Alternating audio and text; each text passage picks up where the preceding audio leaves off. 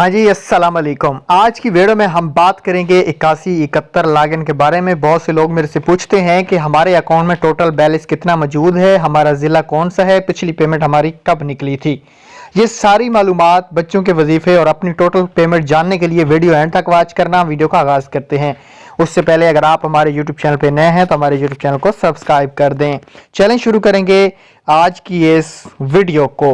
8171 login से अगर आप लोग भी अपनी पेमेंट चेक करवाना चाहते हैं तो मेरे भाइयों, इसके लिए आपको ना ही तो ऑफिस जाना है, ना ही तो हेल्पलाइन पे कॉल करनी है। सिर्फ आप लोगों को एक काम करना है।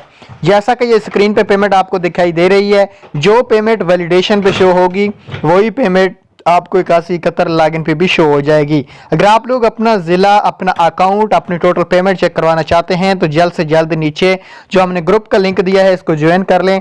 कल से ये सिलसिला जो है वो शुरू कर दिया जाएगा। Thanks for watching. अल्लाह हाफिज़।